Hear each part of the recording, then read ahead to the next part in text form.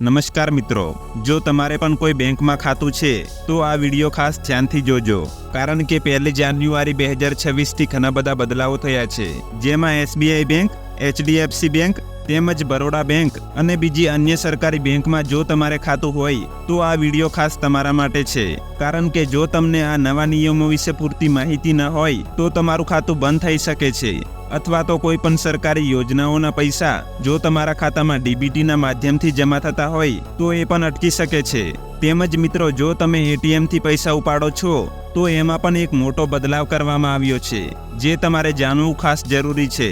તો આ કયા નવા ફેરફાર થયા છે તેના વિશે સંપૂર્ણ માહિતી આપને આજના વિડીયોમાં મેળવીશું, પરંતુ તે પહેલાં જો મિત્રો તમે અમારી ચેનલમાં નવા હોવ તો આ ચેનલને સબસ્ક્રાઇબ કરી લેજો, જેથી આવી જ કોઈ પણ આવનાર નવી અપડેટ કે સરકારી યોજનાઓ વિશેની માહિતી તમને મળી રહે।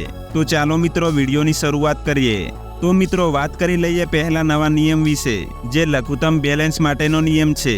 હવે મિત્રો, જો તમારે ખાતામાં ઓછામાં ઓછું બેલેન્સ ન હોય તો પણ બેંક કોઈ પણ પ્રકારનો ચાર્જ કાપી શકશે નહીં। પહેલા એવું હતું કે જો તમારા બચત ખાતામાં ₹1000 કરતાં ઓછા હોય તો બેંક તેના પર મિનિમમ બેલેન્સનો ચાર્જ કે પેનલ્ટી વસૂલ કરતી હતી। આ નિયમ ખાસ કરીને બચત ખાતા અને જનધન ખાતા માટે લાગુ પડે છે। અને મિત્રો, RBIના નવા નિયમો મુજબ જો બેંક તમારા ખાતામાંથી કોઈ પણ પ્રકારનો ચાર્જ વસૂલ કરે છે તો ચાર્જ વસૂલ કરતા પહેલા બેંક એકાઉન્ટ હોલ્ડરને જાણ કરવું આવશ્યક છે। એટલે કે જો બેંક તમારા ખાતામાંથી કોઈ પણ પૈસા કાપશે તો એના પહેલા તમને જાણ કરશે।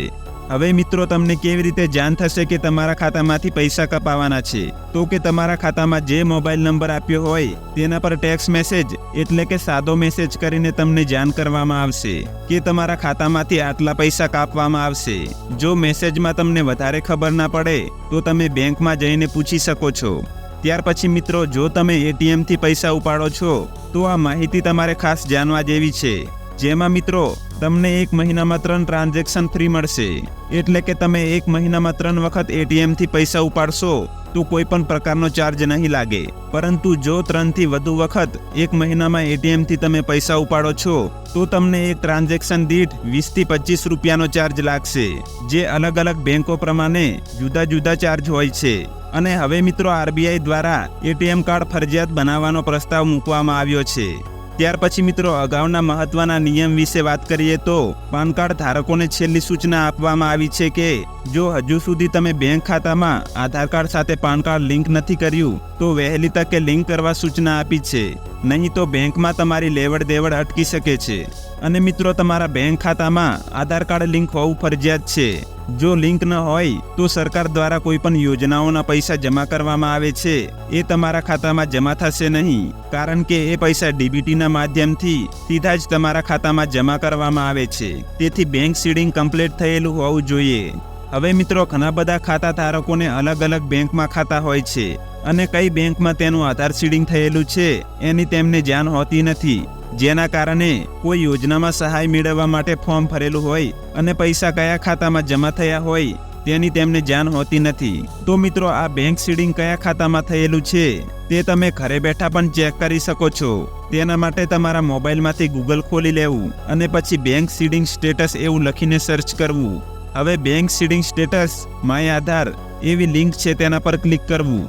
ત્યાર પછી લોગિન પર ક્લિક કરો, એટલે અહીં તમારો આધાર કાર્ડ નંબર નાખવાનો રહેશે અને નીચેના બોક્સમાં બાજુમાં આપેલ કેપ્ચા કોડ લખવા। ત્યારબાદ લોગિન વિથ OTPના બટન પર ક્લિક કરશો એટલે તમારા આધાર કાર્ડમાં જે મોબાઈલ નંબર લિંક હશે તેના પર એક OTP આવશે। એન્ટર OTPમાં તમારા મોબાઈલમાં જે OTP આવ્યો હોય તે લખીને પછી લોગિન કરી લેવું। ત્યારબાદ બેંક સીડિંગ સ્ટેટસ એવું લખેલું છે તેના ઉપર ક્લિક કરો, એટલે તમારું આધાર કાર્ડ જે બેંક સાથે લિંક હશે તે અહીં તમને જોવા મળી જશે અને બેંક સીડિંગ સ્ટેટસમાં એક્ટિવ એવું લખેલું જોવા મળશે। જો મિત્રો, તમારું આધાર બેંક સાથે લિંક નહીં હોય તો અહીં ઇનએક્ટિવ એવું લખેલું જોવા મળશે, જે તમારે બેંકમાં જઈને લિંક કરાવી દેવાનું રહેશે। ત્યાર પછીના નિયમ વિશે વાત કરીએ તો આ નિયમ ડિજિટલ વ્યવહારો માટેની છૂટ માટેનો છે, જેમાં મિત્રો UPI અને નેટ બેન્કિંગ જેવી સેવાઓથી તમે ડિજિટલ ચૂકવણી કરો છો તો તેના માટે કોઈ પણ પ્રકારનો ચાર્જ લેવામાં આવશે નહીં અને ગ્રાહકો કોઈ પણ ભય વગર આ ડિજિટલ ચૂકવણી કરી શકશે। આનાથી RBIનું એવું માનવું છે કે લોકોને કેશ પર આધારિત નહીં રહેવું પડે અને ડિજિટલ પેમેન્ટને પ્રોત્સાહિત પણ કરશે। ત્યાર પછી મિત્રો નોમિનેશન એટલે કે વારસદાર, આ સુવિધામાં પણ ફેરફાર કરવામાં આવ્યો છે કે જેમાં હવે ખાતા ધારકો એક જ ખાતામાં 4 વારસદારોના નામ ઉમેરી શકશે. મિત્રો પહેલા એવું હતું કે ફક્ત એક જ વ્યક્તિનું વારસદાર તરીકે નામ રાખવામાં આવતું હતું. તેમાં હવે મોટો બદલાવ કરવામાં આવ્યો છે અને વારસદારની સંખ્યા વધારી દેવામાં આવી છે.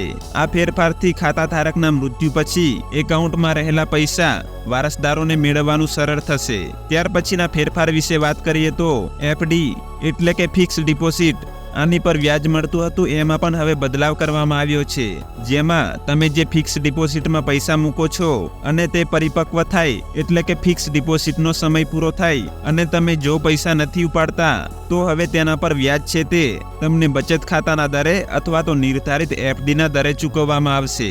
તો મિત્રો જો તમે પણ કોઈ બેંકમાં ફિક્સ ડિપોઝિટમાં પૈસા મૂક્યા હોય અને પરિપક્વ થાય તો તમને એના પર સેવિંગ એકાઉન્ટના દરે વ્યાજ મળવાપાત્ર થાય છે.